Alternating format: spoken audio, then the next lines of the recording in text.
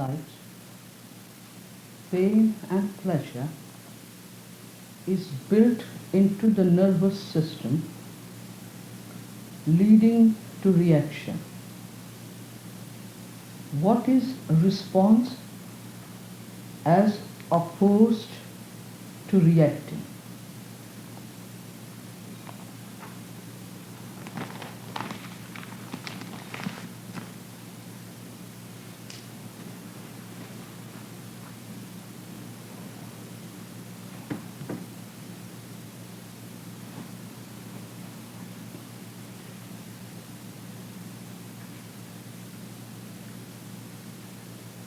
Those of us who had participated in the Ottawa talks might recollect what was said there about likes and dislikes. Pain and pleasure are sensually registered facts. But that which causes pain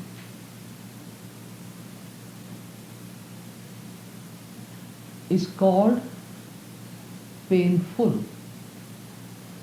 An image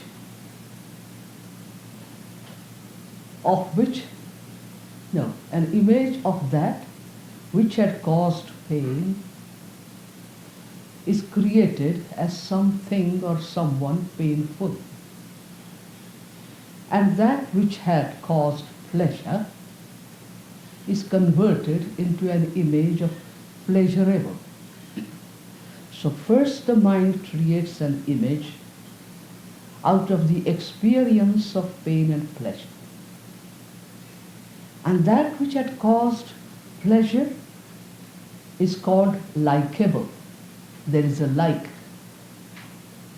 for the pleasurable object or individual, and a dislike, kind of mild aversion for that which had caused pain. So likes and dislikes are created by the mind, whereas pain and pleasure are sensual experiences. These two are different. And when the likes and dislikes are allowed to remain in memory and they get repeated, an attitude of preference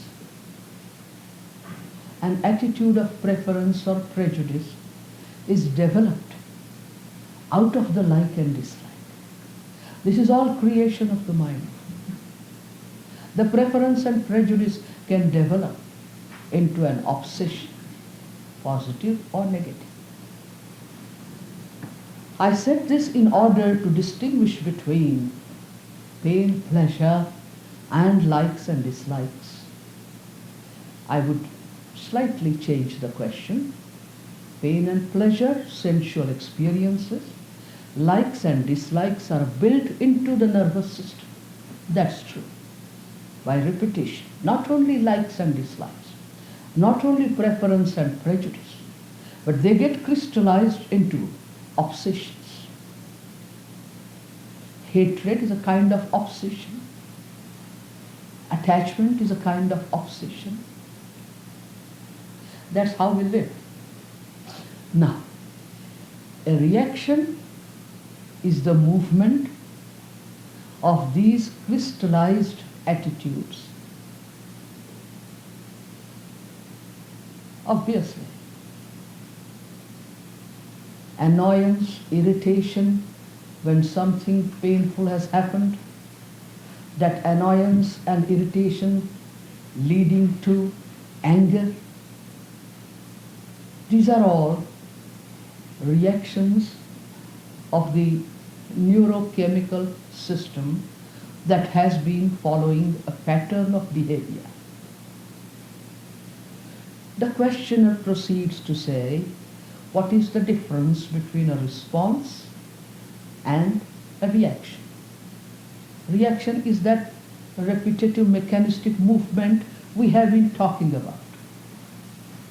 The neurochemical system reacting according to the upbringing, according to the culture, according to the education. Response is something quite different. Response is possible as far as the human species are concerned, the human race is concerned, because along with this repetitive, mechanistic movement of memory, there is a sensitivity in every human being. There is a sensitivity. There is a faculty of being self-aware. Even when the repetitive movement is taking place, there is a sensitivity to what is happening.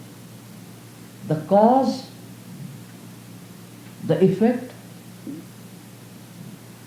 the actual happening, the possible, the probable consequences. This sensitivity or the faculty of self-awareness makes human being a responsible animal. Responsibility, responsible, response, all these words indicate the quality of human consciousness. So, with the help of this self-aware, or let me use the term self-conscious energy,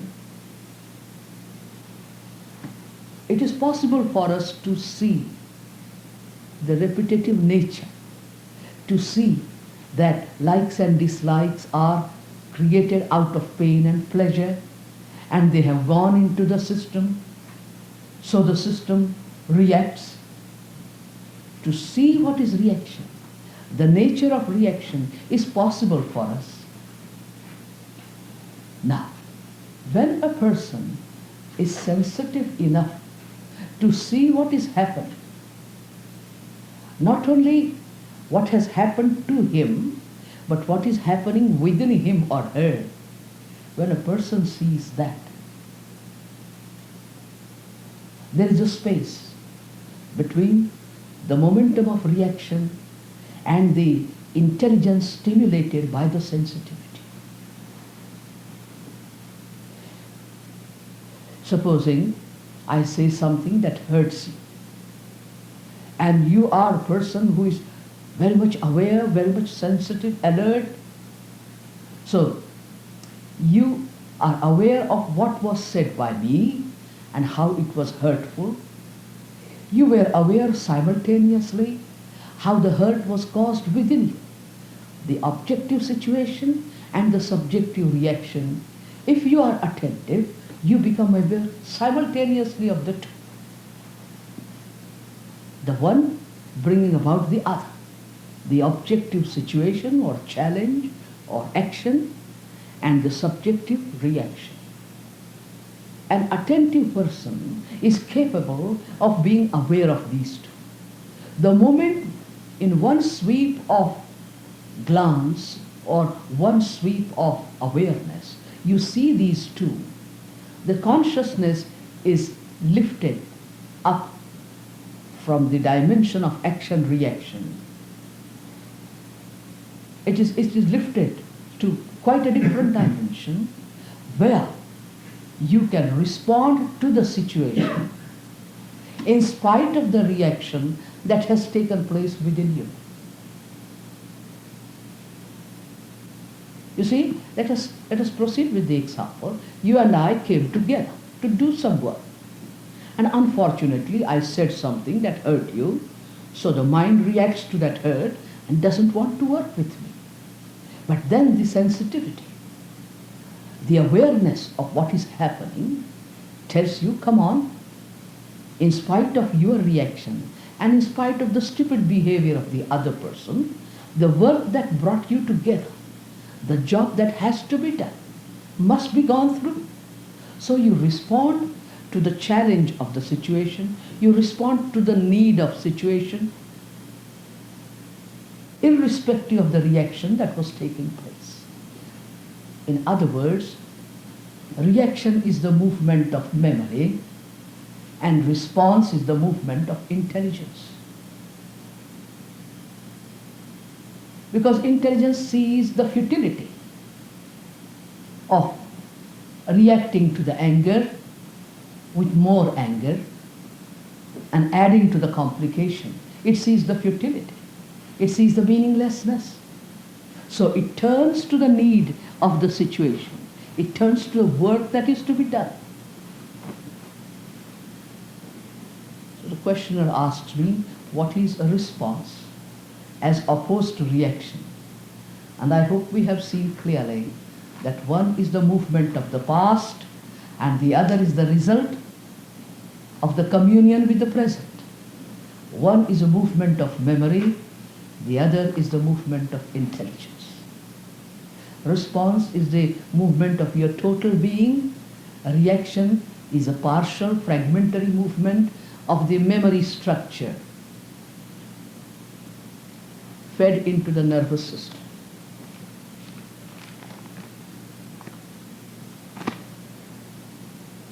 Is peace more than an absence of conflict?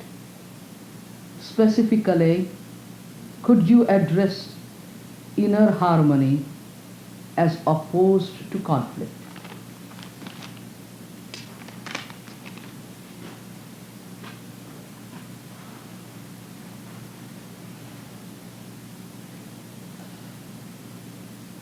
Is peace absence of conflict, or is there something more to it?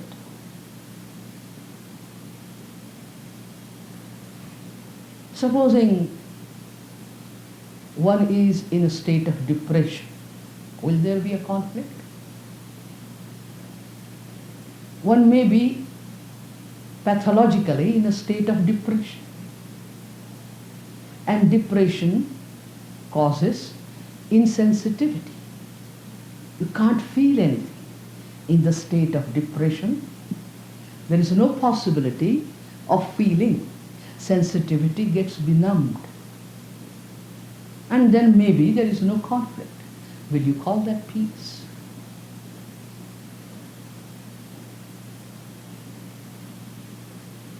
So, let us be clear about something. Though I sit here and we invite questions and we take them up, I hope you do not see the question answer session as a session where I'll give answer in yes or no. I have not come as an authority. I have come as a friend. We will look into the question together. We'll go around the question, let the question open up petal by petal, and let also, with the blossoming of the question, let the answer also come up. Let the question unfold the answer or the reply contained in it. To say yes, peace is more than absence of conflict. Giving that kind of answer, to tell you what is right, what is wrong, you should discipline your body like this and you should not discipline. I haven't come as that authority. I know people come as authority, but I would like to converse with you in a friendly way, look into the question, analyze them. That's why I am asking this, not to you, but I am asking this question of all of us. Supposing there is depression and there is no conflict, would we call that peace? Absence of conflict need not necessarily bring about peace. The essence of depression is that it is an internal conflict.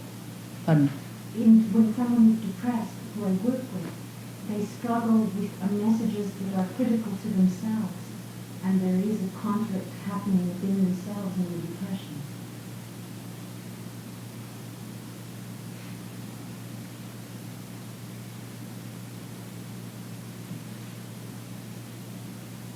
At the same time, a depression is a numbing state. So, If you'll excuse me, my hearing is defective. You might have to speak a little louder. Yes? I said that I agree that depression is a numbing state and one does not feel the conflict.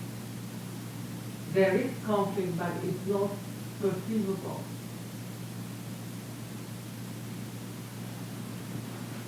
No, we have not yet gone into the question. We are just beginning to look at it, that absence of conflict may not necessarily imply the state of peace. And we took up only one example, we haven't gone into it.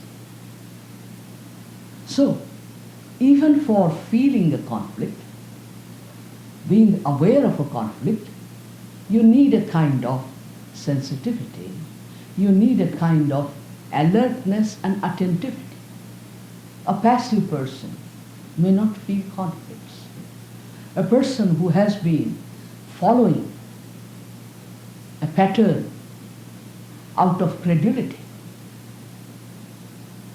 and believes in the philosophy behind the pattern may not have a conflict. What I'm trying to say is the possibility of conflict presupposes a kind of freedom, psychological freedom, along with the alertness, the sensitivity, and attentiveness. There has to be the sensitivity and there has to be some freedom. If we are prisoners of beliefs and credulities, if we have accepted the authority, if we have accepted the authority of certain concepts, theories, ideologies, we may not have conflicts at all. But when you have the inner space of freedom, when you have the freedom to question the validity of what you are doing, question the validity, the meaningfulness of what is happening, then out of that questioning, doubting, out of that skepticism, there can be conflicts. One is seeing the positive, the constructive side of what you call a conflict. Please do see this. That is one aspect of it. Secondly, there may be freedom, there may be alertness, sensitivity, but one has never looked at one's total life and one has never asked oneself, what do I want to do with life? Say I have 100 years to live, or 50 years or 60 years to live. What do I want to do with this life? What do I want out of life? What do I want to do with life? One has never organized life. One has never worked out the priorities, the order of priorities in life. So one lives piecemeal, looks at the challenges also piecemeal, not in relation to one another. If the inner consciousness is thus unorganized and the dealing with life is haphazard, piecemeal, then there can be challenges. Because you take each challenge separately and try to deal with it, you haven't got the perspective of your whole life, total life. You see, when one has worked out the order of priorities, one is very clear what one would love to do with life, then one can relate every challenge to that totality, see if it is in harmony or it is not in harmony, and then it becomes possible to respond to it. But if there is disorder, if there is chaos, if there is lack of organized perspective of the total life, of your or my whole life, then I think there can be unwarranted conflicts.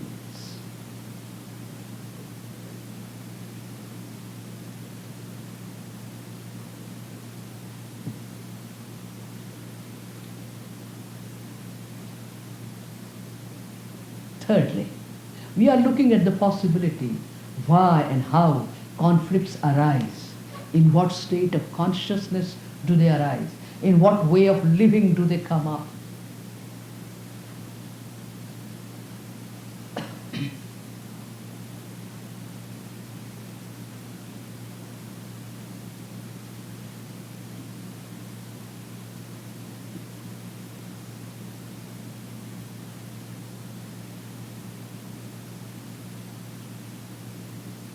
If one lives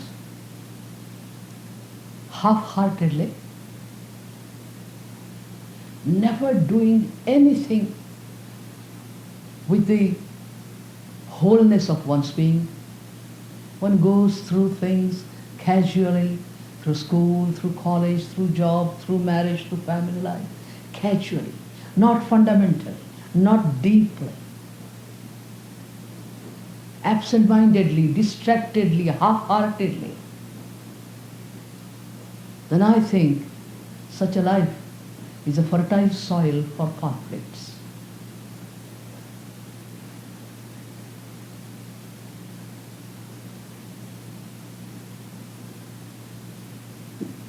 When faced with challenges, responsibilities, relationships, if one is trying to find out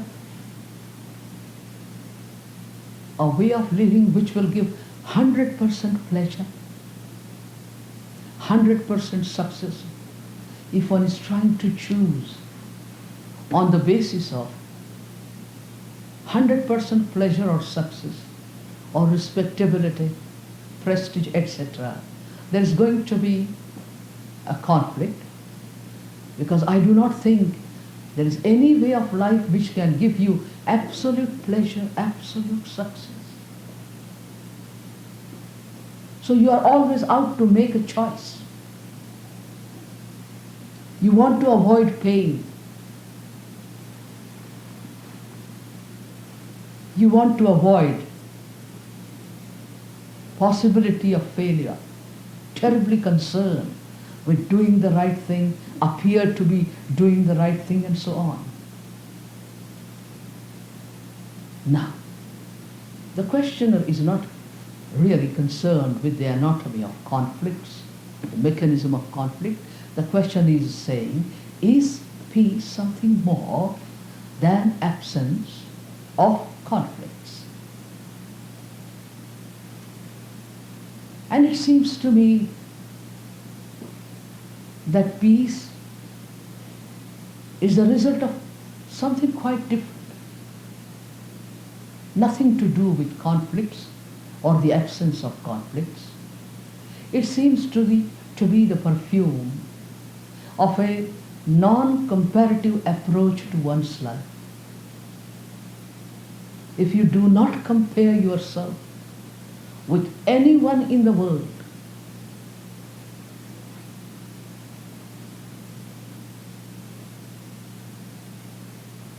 and you allow your potential to flower and manifest itself, and you are satisfied in being what you are, then there is that quality of content and equanimity which could be called peace. You do not want to become like someone else, become like a Ramakrishna, Ramana, Jesus, Lao Tse, Confucius, Buddha, Christ. You do not want to become like someone else. But you are satisfied with your being. And relationships become the field of unfolding your being, expressing your being.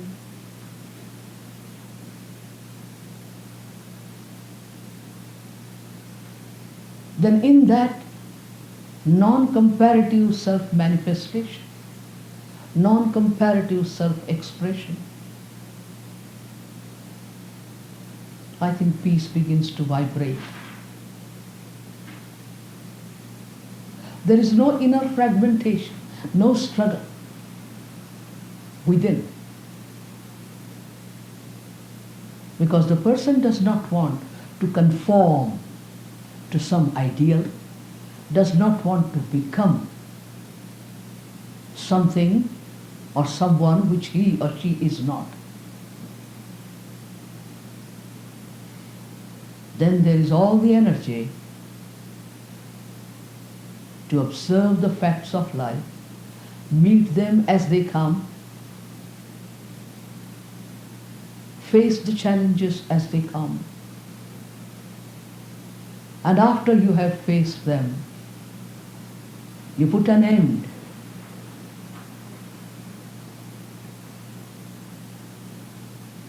to the whole experience. You face the challenge, it causes pain and you live through the pain, it gives you pleasure and you smile through the pleasure, but you do not carry the memory of the pain and pleasure any further and convert it into residue in your memory. Peaceful is the person who has no psychological registration as likes and dislikes,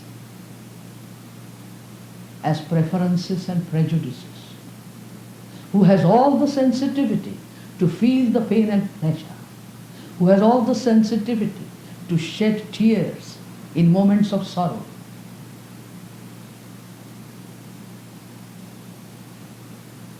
And smile in moments of pleasure.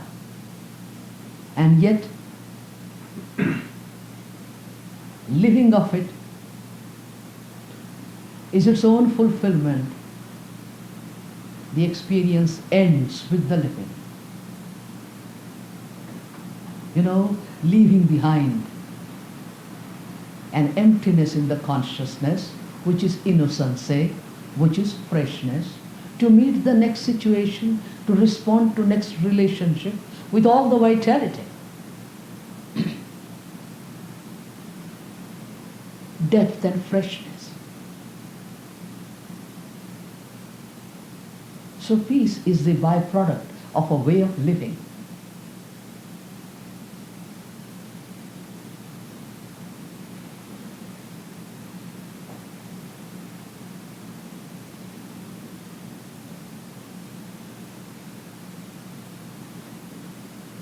There is absence of conflict.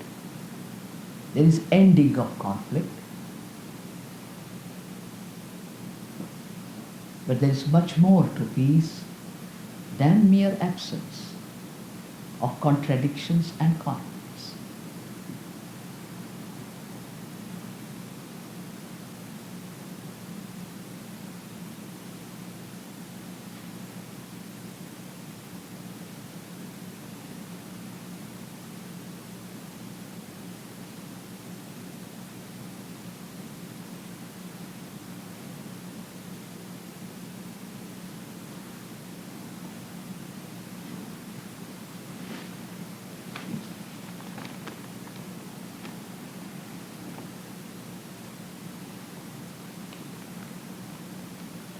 Could you address inner harmony?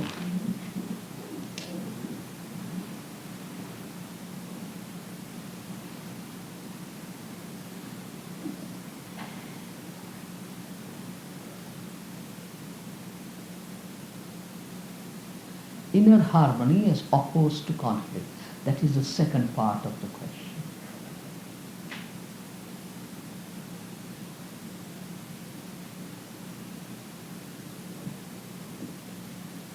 What would you call the inner as opposed to the outer? Would you call the sensual behavior the outer and the movement of consciousness the inner?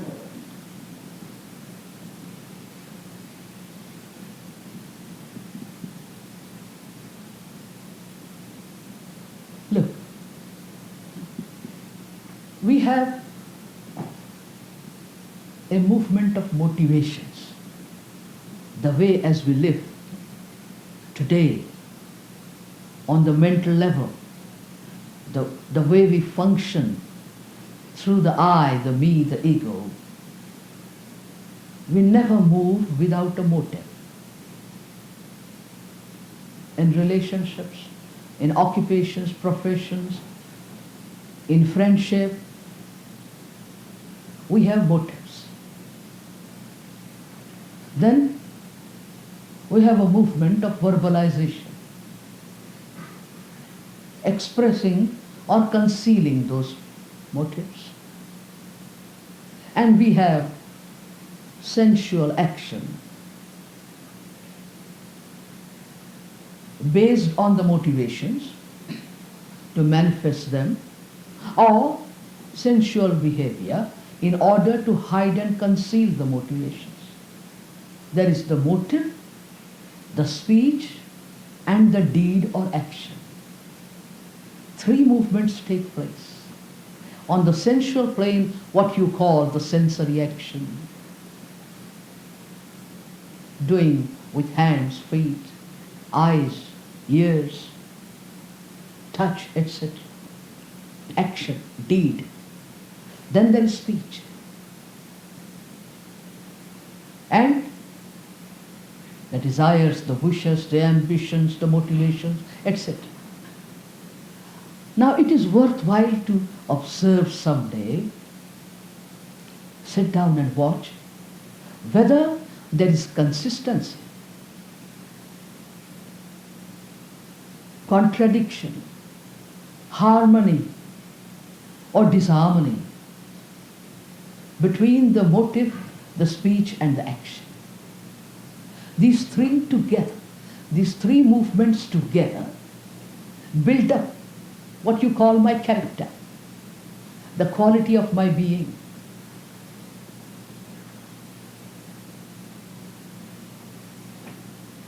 Do we speak what is inside according to our motivations, or do we use speech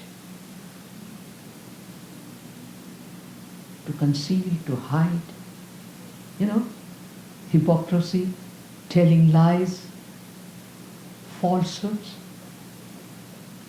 The motives move inside, and they are going to affect my neurochemical system. But I do not want the others to notice it. So with words, I cover my motivations. I pretend that the motives are not there. Or I even can pretend to have different motivations. So verbalization becomes a shield to conceal them. Does that happen in me? Or is there a harmony? Is there a spontaneous consistency and harmony between motives and speech and action?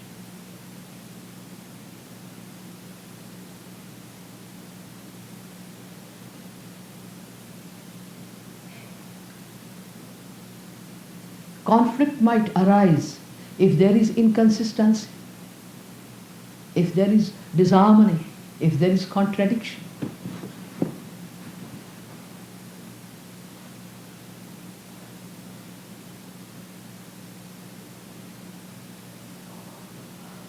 Now let us look at this very phenomenon from a different angle. There are the physical needs, biological needs, shared not only by fellow human beings, shared by fellow animal beings also. So there are physical needs. I wonder if we have looked at those physical needs, movement of the impulses in the body. And they create their demands, these physical needs.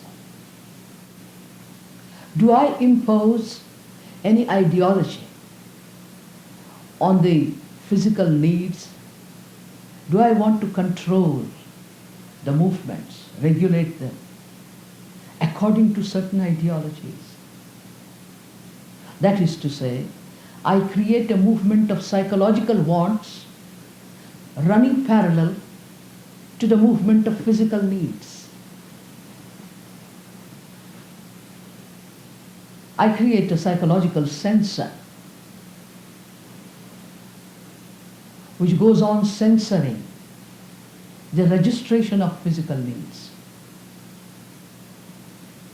Because I have certain ideals, religious, political, etc. It seems to me that if the physical needs are not gone into scientifically, and if they are not responded to without any compulsion of ideologies, without the compulsion of oughts and ought nots, musts and must nots,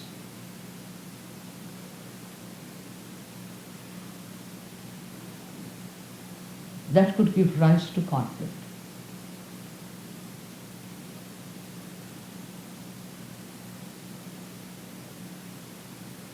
So it seems necessary to understand the physical needs, to find out how one responds to them intelligently, not chaotically, not in a disorderly way, not pampering the physical structure, misusing the needs, cultivating a life of indulgence, not misusing or abusing the physical needs. Don't we misuse and abuse the physical needs? There is appetite, and the body needs food certain times in 24 hours. But instead of looking at the need of the body scientifically, we may go on feeding the body too many times, too much quantity. It's misusing and abusing the physical need, the appetite. The same with thirst, the same with sex, the same with sleep. The permissive society in which we live, the cult of indulgence that we are living through, the pleasure mongering which has become a way of our living is, I think, insult to the biological structure. And if you turn to the Oriental countries, the Oriental hemisphere, they also do not look at the needs of the body scientifically, but they want to use coercion, even force, and use denial, negation, suppression, repression as regards the physical needs of food, shelter, clothing, sex, sleep, etc., pleasure, etc. So the cult of self-denial, suppression and repression, and the cult of permissiveness or indulgence is an indication of the conflict which does not allow any inner harmony to develop. So it seems to me that it is necessary to look at the needs, look at the game of this creation of psychological wants, and then the misery of conflicts that is created. I know this is a non-conventional way of looking at inner harmony and the issue of conflict. It's not a classical or conventional way one looks at it.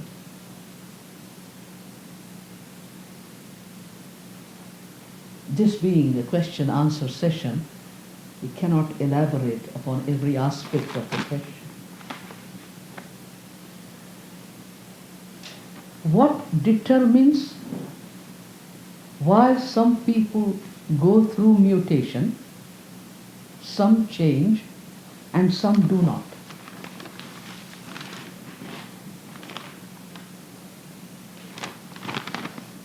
What determines why some people go through mutation, some change, and some do not?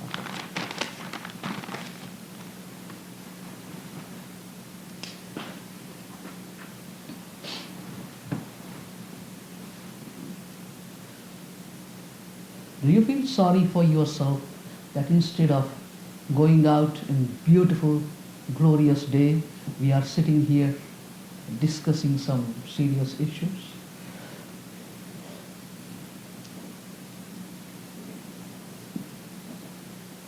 What determines why some people go through mutation?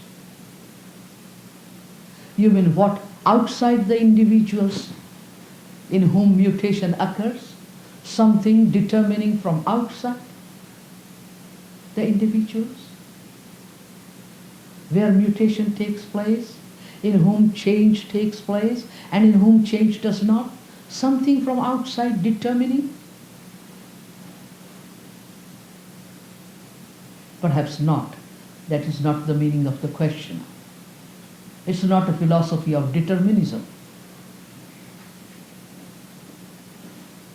I hope we are not talking about the chosen few, the selected few, receiving the grace of the divine, that spiritual elitism.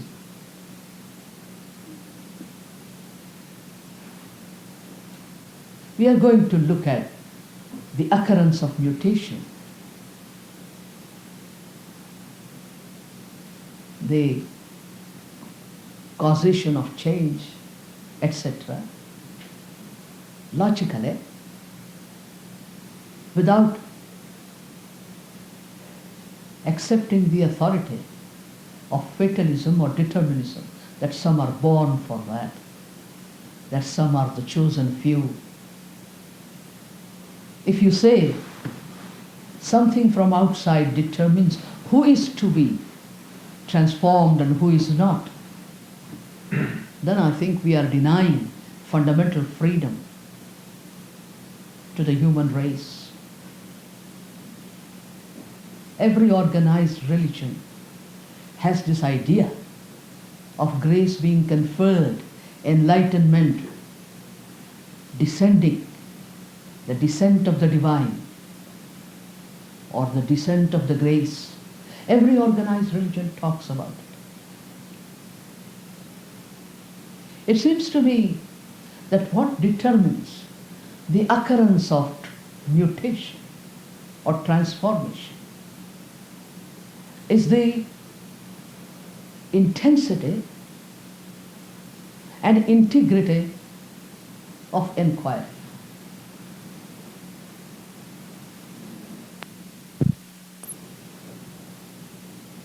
About 100 and odd years ago,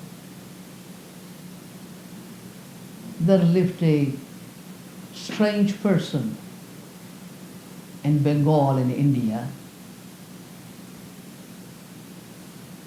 He was an illiterate person. His name was Ramakrishna Paramahamsa. And he was known as a person who had gone through that mutation. So a young boy was studying at college, a brilliant boy,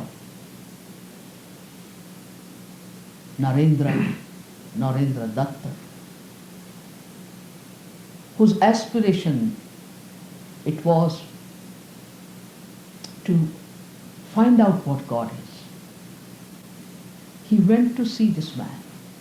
This young boy had met the father of Rabindranath Tagore. He would travel and meet the so-called celebrities in Bengal and ask them the question, have you seen God? Can you show me? Have you seen God? Can you show me? So he went to this half-naked, illiterate man living on the banks of the Ganges. And to his great surprise, the person said, yes, my child, I have seen God. Can you show me? He said, yes, I can. And this young man couldn't believe. The question was repeated on different weekends 2 or 3 times. And when the question was repeated by that young lad 4th time, Ramakrishna took him to the river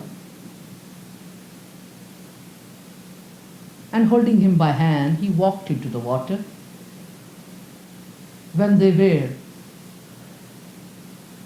nearly chest deep in water, he suddenly put his hand on the head of the lad and pushed the head inside the water.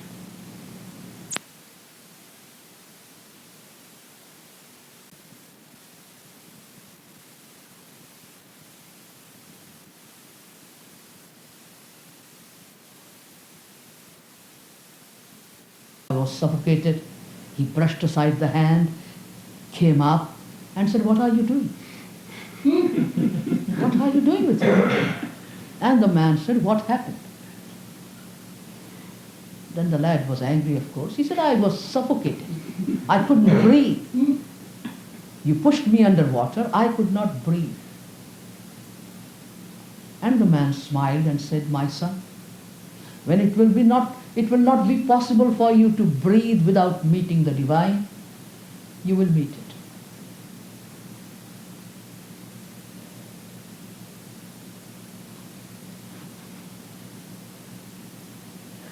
When the understanding of the nature of bondage,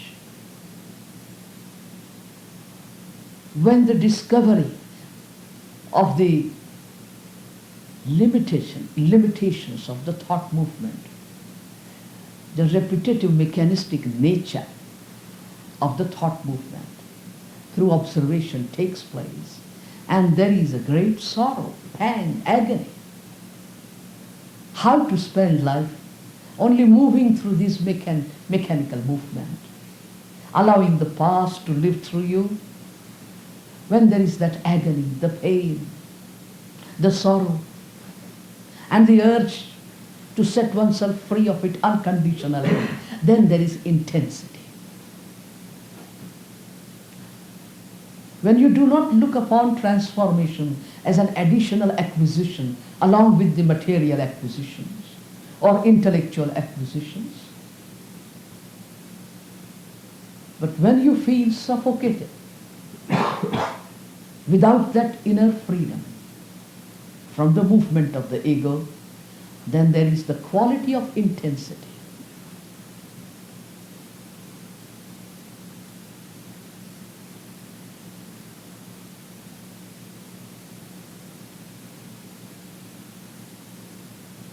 There was a man called J. Krishnamurti who was chosen as a vehicle of the Buddha or Christ or Maitreya or what have you. And he was made nearly into a god while he was young, 14 or 15. Riches and wealth rolling at his feet, adoration. I'm talking about 1910, 1915. And the way he was admired and looked at and worshipped psychologically as the master, the great teacher, the world teacher. And the person was feeling uncomfortable. In the privacy of his room, he would look at himself and say, "I am Jiddu Krishnamurti. I am not incarnation of Christ or Buddha. What are they doing with me? Why did they pick on me?" You know, a worldwide organization in its name. And all the adoration, admiration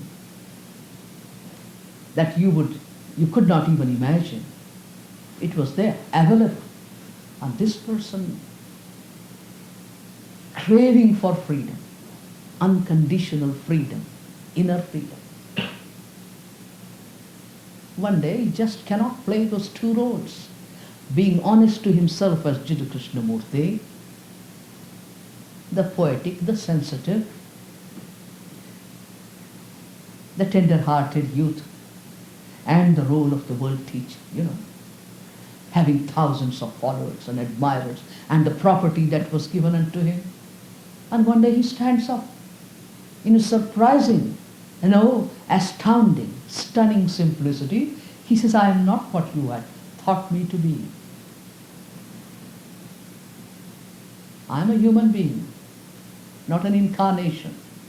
Take back the properties, everything that you had given to the teacher, because I am not that. I have a song to sing. I'll share I'm telling it in my own words, I don't remember his words. But I'll share with the people. If there are half a dozen people in the world, half a dozen persons, turning their faces towards truth and freedom, I shall be happy. And he just walked out of the organization, the money, the wealth, the property. You see, that is integrity of inquiry.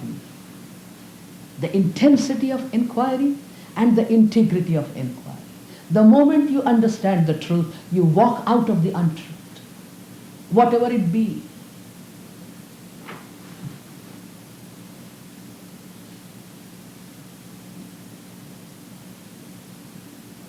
I wasn't there when he walked out of the Theosophical Society premises in Adyar, 1930. But he had walked out completely, without knowing where he would turn.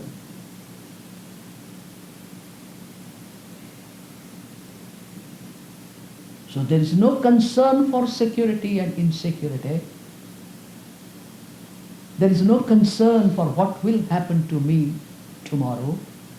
There is one and the only concern to see the truth, to understand it, and to live it. So what determines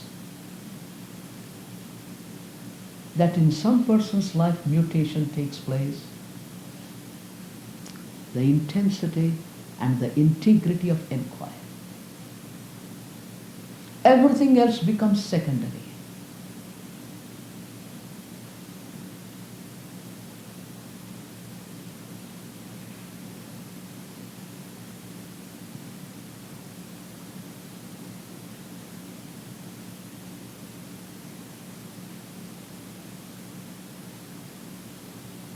If you understand the truth intellectually, verbally, and we begin, everybody has to begin with verbal understanding, intellectual inquiry through words, that's the beginning. But after having understood it verbally and intellectually, if we stop there and do not live the truth that we have understood, then what you call the mutation or the transformation cannot occur. If you want to boil water, don't you have to provide the water with certain heat under it? If you want to cook food, not in your electronic gadgets, 2 minutes and 3 minutes the food gets cooked. I'm not talking about that. If you want to cook the food, you have to put the utensil under some heat, necessary heat. So the intensity provides the heat.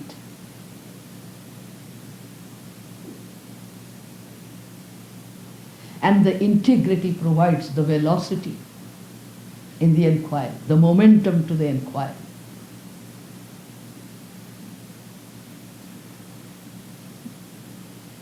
So what determines the mutation in the lives of some and change in the lives of others? Let us look at the word change.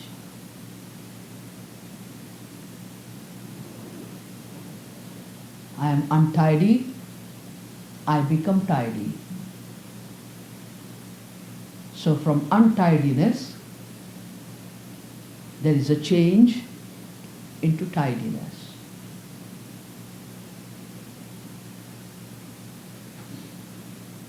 I was arrogant in verbal expression.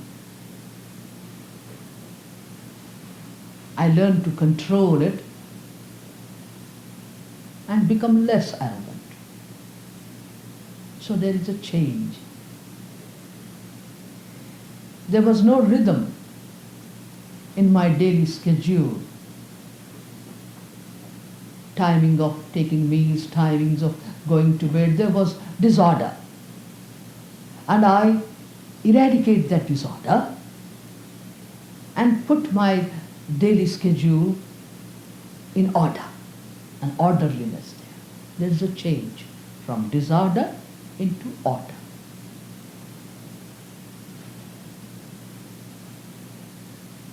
Change is always on the periphery, on the circumference. Change is on the surface layer of consciousness, where you put things from one place into another. You change the structure, you change the order.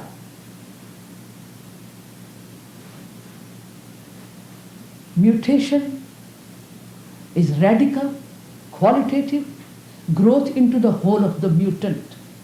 It's not something partial, it's something total. The total mutant goes through. Yes, I'll finish a sentence.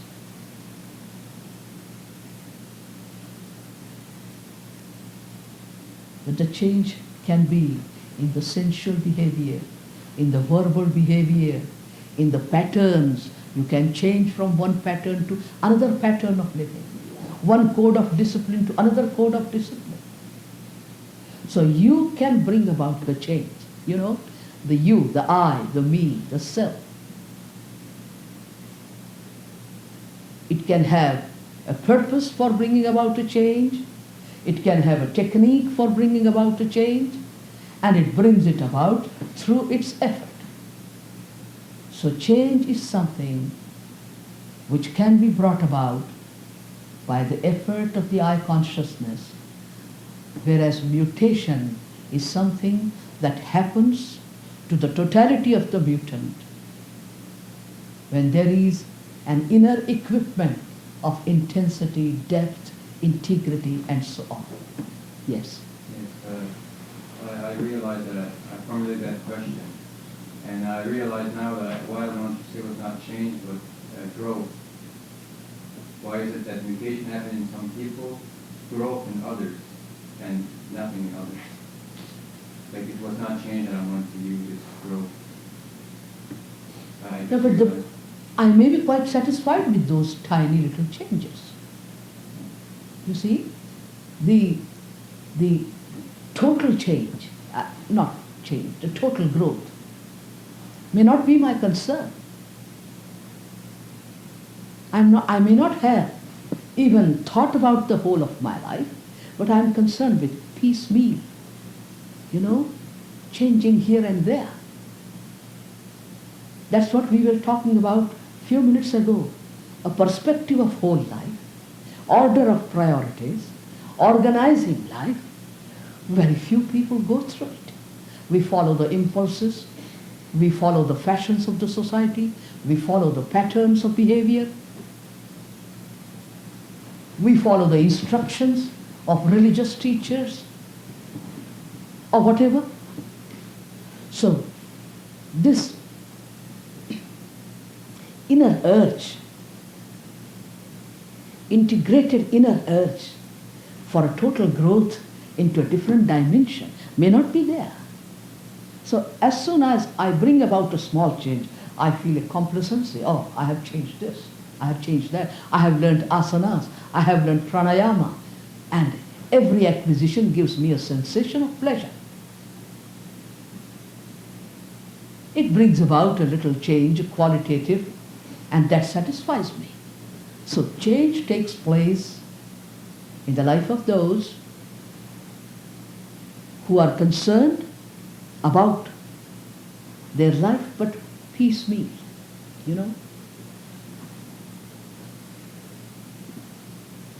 And they have the perseverance to follow some techniques, some methods, work upon them, though partially, but they do work upon themselves. So change may occur in such people. And why doesn't change occur at all in the lives of others? It could be that intellectually They aspire for change, but emotionally they are attached to the status quo. They are attached to the little pleasures that the existing way of living gives them. So intellectually they are pulled towards the idea of changing. They may be even attracted by the words transformation, mutation, revolution, etc. But emotionally they are attached to the so-called security, the sphere of the known, the addictions that they have. So they move verbally and intellectually, investigate intellectually, and emotionally they remain stuck up in their habits.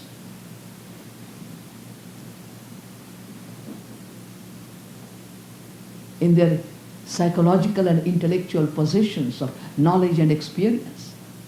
They get stuck up there. So there is an inner split. If there is an inner split, perhaps even change cannot take place.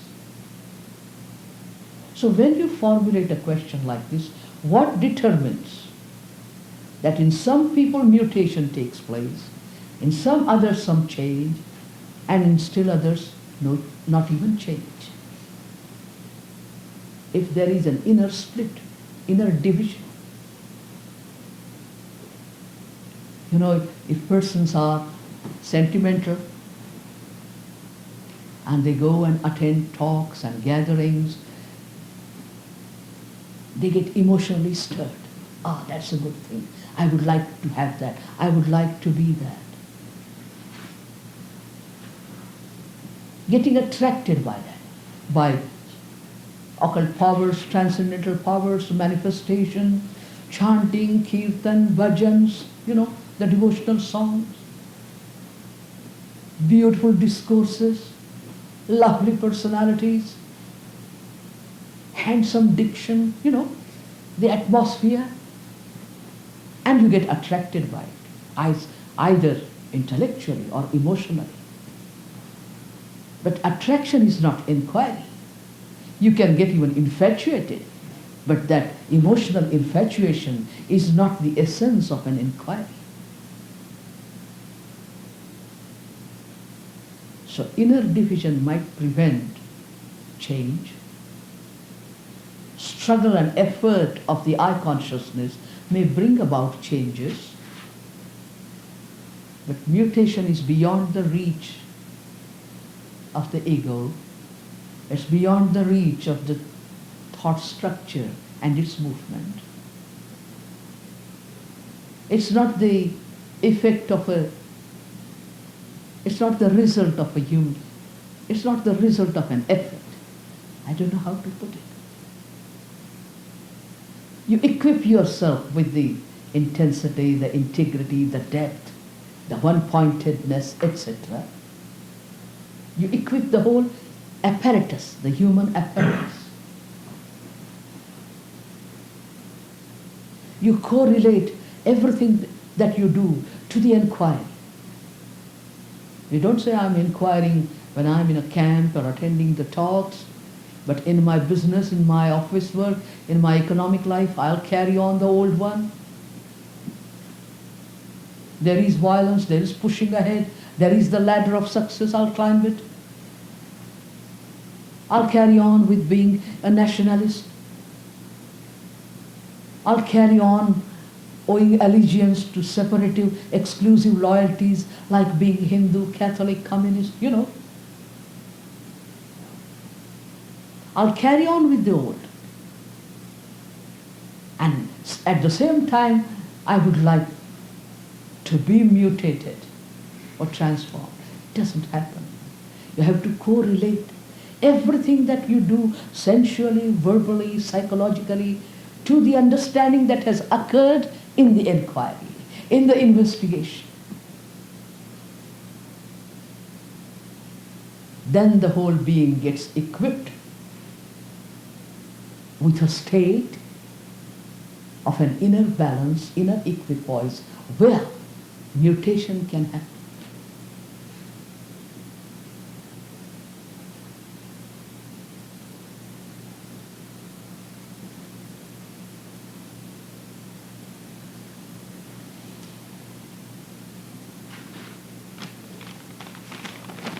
Many times we feel fears and other such impulses, even though there may not be any reasonable explanation for them. Are there impulses from the subconscious or unconscious, and how do we deal with them if they are? Or are they a result of various traumatic events in life or of an incorrectly lived life?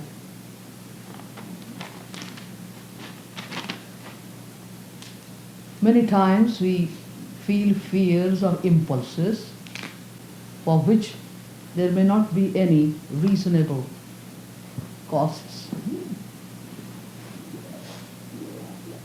Have they their origin in the subconscious or the unconscious?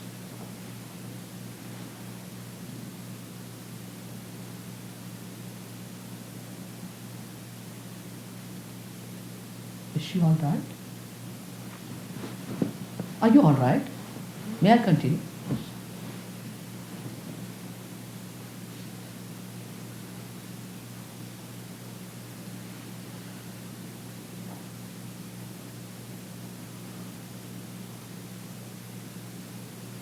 I have not been a student of Western psychology. I have read about it, but cannot claim to have studied it properly or systematically. So, if there is lack of precision or if there is a mistake, you will please correct me.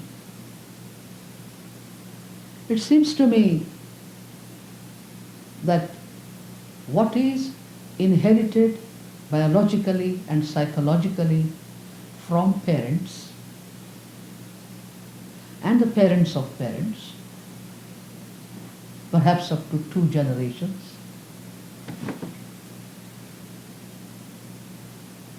is the stuff of what we call the subconscious. The trends, the aptitudes, the inclinations, they are all non-rational. They are a part of inheritance. I do not know how many generations, according to Western psychology, and their trends, their half-lived desires, their unfulfilled ambitions are transmitted into the children. In India, according to the science of yoga, hatha yoga and Ayurveda, 5 generations are involved on mother's side and 5 on father's side. They have gone into it scientifically, but that's not the topic for us this afternoon. But what we call subconscious, under the conscious level. On the conscious level, the surface layer of consciousness, what we have learned from childhood, what we have absorbed in the family atmosphere and atmosphere in schools and society around us. So what we have learned in childhood, absorbed as we grow up and pass through the period of puberty, and what we assimilate consciously, intentionally, out of choice, since our youth upwards, adulthood, etc., etc. That is the surface layer. Also, what is imposed upon us by the social, the economic, the political structures, their compulsions, that also forms the substance or the stuff of the conscious layer. And in the subconscious seems to be the biological and the psychological inheritance from the parents, the family. There are no layers in consciousness. We are using the word layers to indicate something. No divisions, no compartments. Consciousness is one whole. But for the purpose of study, for the purpose of understanding, we are using the term layers.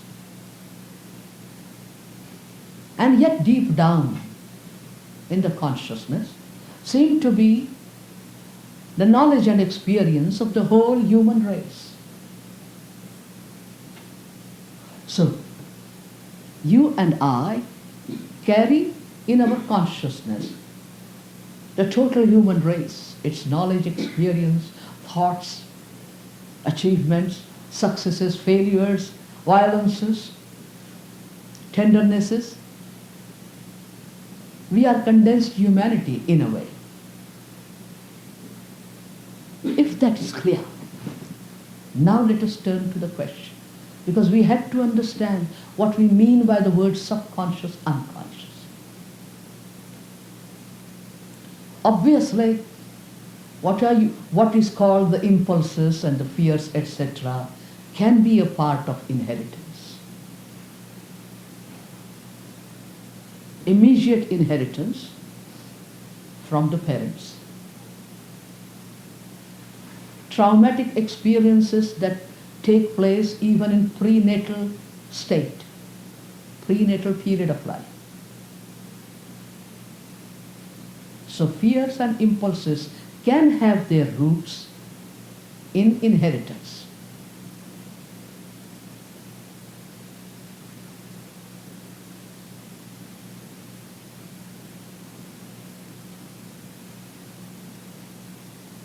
Much has been written about it by the parapsychologists, and the research that has taken place in parapsychology in Russia, East European countries, West European countries, must be in America too, and the research also going on in India and other countries.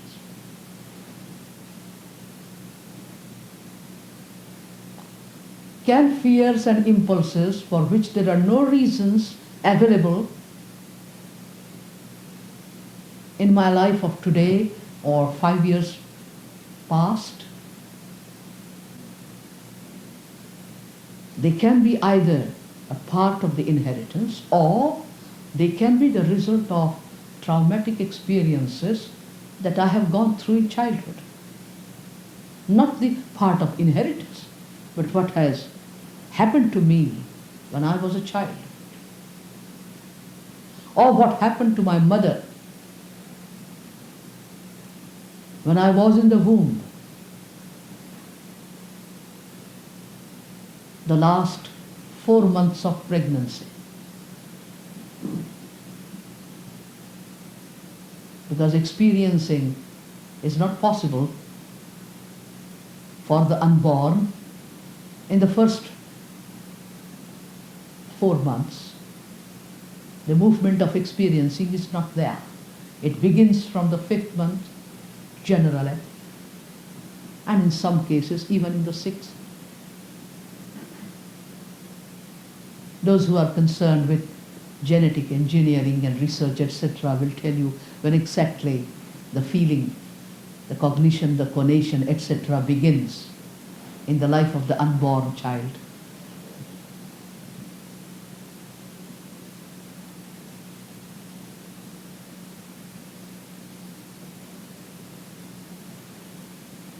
If a woman in the period of pregnancy has gone through intimidation, terrorization, some mental torture, has gone through some shocking events that affects the quality of the consciousness of the child which is going to get born. And without any reason whatsoever, without any perceptible reason, the child expresses the fear. May not be in the first 7 or 8 years, but then later on, especially in the period of puberty and onwards, this experience of fear. And the child cannot tell you why the fear is there. It's not related to anything objective, external, etc.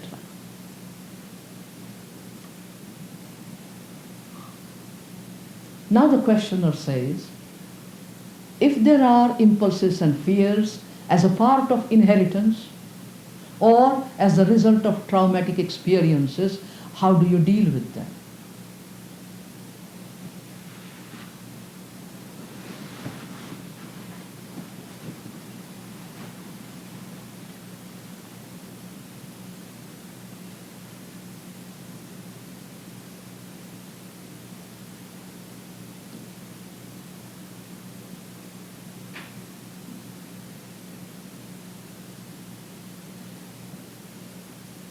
I don't know how to go into this question, because who is going to tackle the fears and the impulses? Is the questioner, is the person capable of handling the moments of fear and the moments of getting overwhelmed by the impulses? Or does the person need help of friends, members of family, or the help of experts? You know, we don't know that. I mean, the question wouldn't tell us the state. It wouldn't tell us about the state of the person who has to tackle. But if I were a person, let me put myself into that situation.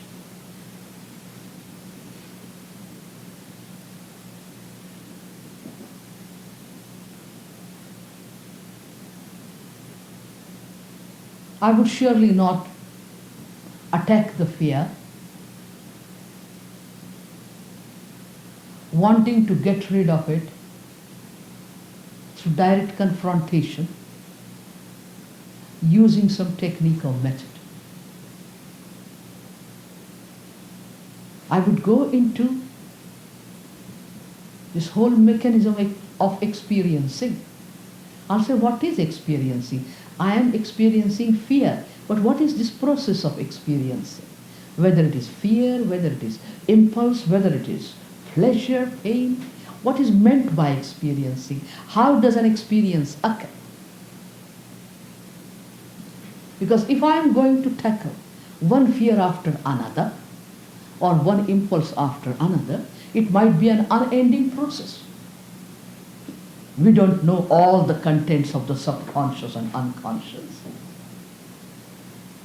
We don't know all that had happened in the prenatal period.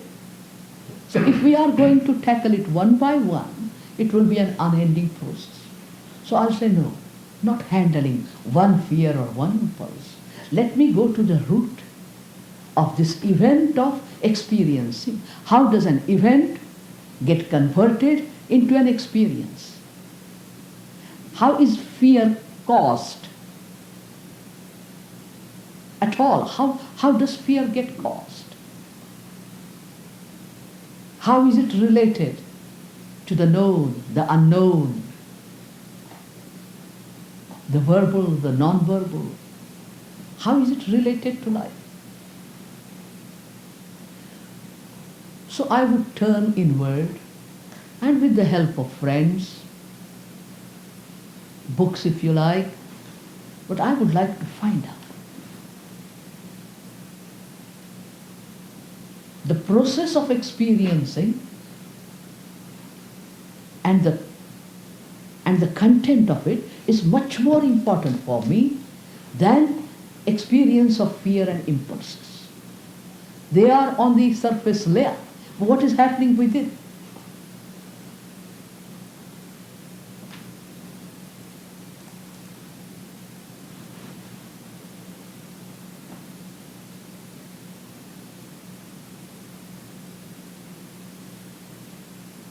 In so doing, by watching, by observing, by discussing, by dialogues with concerned friends, if and when I discover that experience is not something happening to me, the I and the process of experiencing are not two different entities. But there is only one movement of experiencing, one movement of memory, one movement of recognizing, identifying, one movement of reacting to certain situations as fear, certain situations as attachment. It's one energy, one movement. You know, I wanted to go to the depth.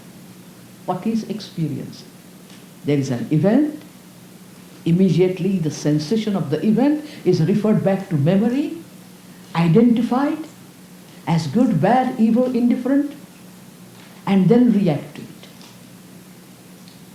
So, this is a movement of one energy. And there is no experiencer apart from experiencing. There is no separate I as an entity to deal with the quality of experiences. It may be fear, it may be bravery. Please do see this. There are no two entities. That there is this process of experiencing, knowing, remembering, etc. And there is a steady, permanent entity called the me who is going to handle the movement. You know, who is going to arrest, check, control the process of knowing, experiencing, memorizing, etc. There is only one. So very drastic and devastating revelation if we can really come upon it.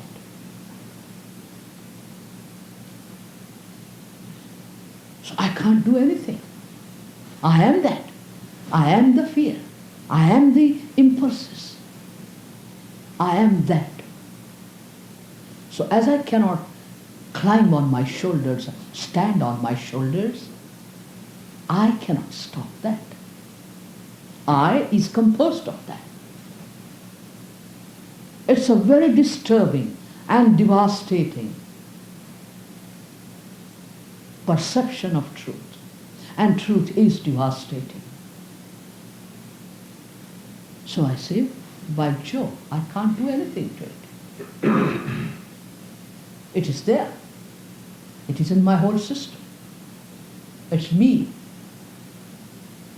If this happens, if this perception and understanding does take place, then I neither defend the fear, nor justify it, nor try to destroy it, eradicate or eliminate it. Just see this. I do not act when I get overwhelmed by fear. I do not act upon it. I do not accept its authority. I do not try to destroy or eliminate it.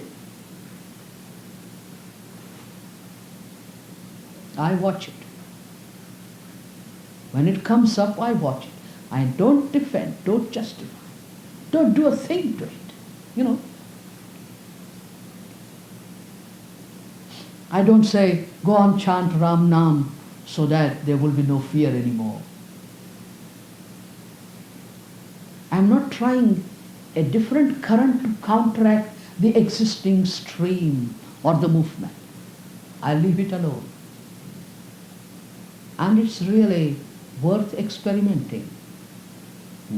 Neither accepting nor rejecting, neither condemning nor running away from it, neither defending nor justifying, nor wishing it away. You know, be with it.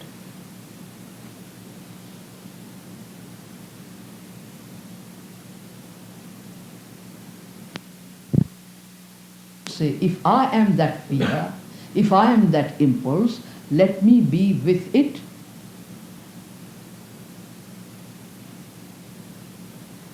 Without running away, without looking away. Stay put, stick it out, put your teeth into it, see it, not in order to find out a remedy for fear. Just be with it.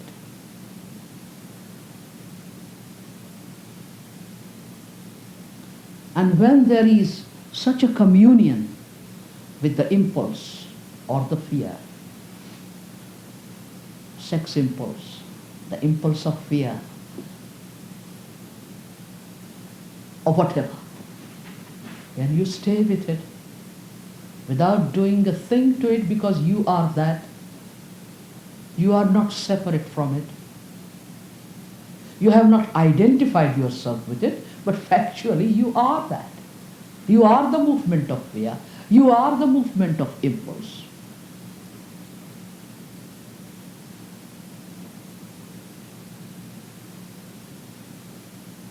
so you are with it. That communion, that simple communion with the fact as it is, brings about the solution.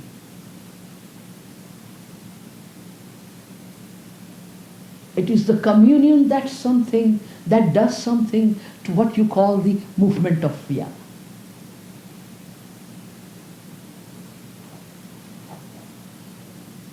It's your being with the wholeness of your being with the fact.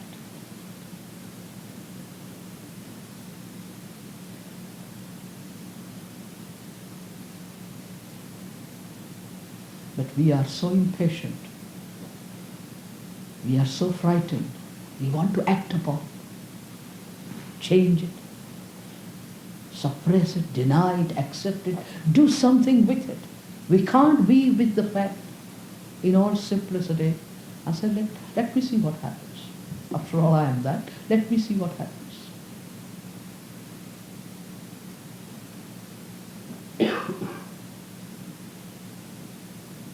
The dynamism of being is perhaps greater than the dynamism of doing.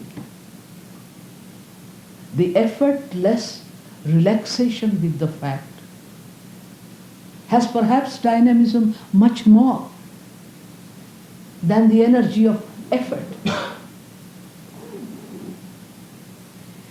So it seems necessary that we exercise the energy of effort, the energy of thought in certain fields of life and action, and in some other fields, this effortless relaxation and the dynamism of being, if we allow that to operate,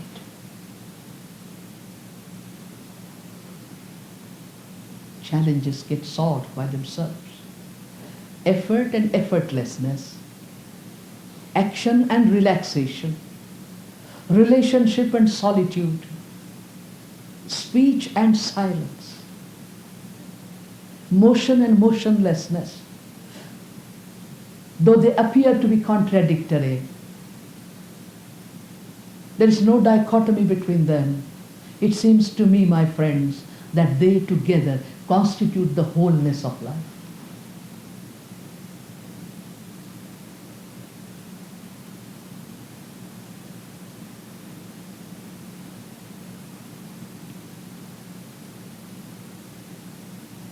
And the watch says it is 5 o'clock.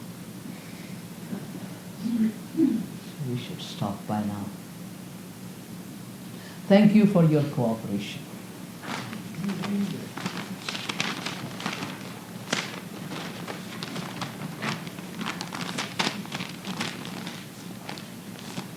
We go in for written questions and answers because of my defective hearing. If you speak from there and I cannot get the actual word, then I may not be able to do justice to your question. That's why this is a help to me.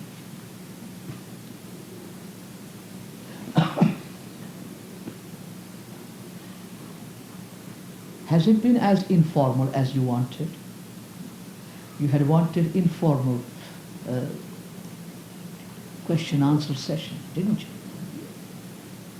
Just too short. Thank you.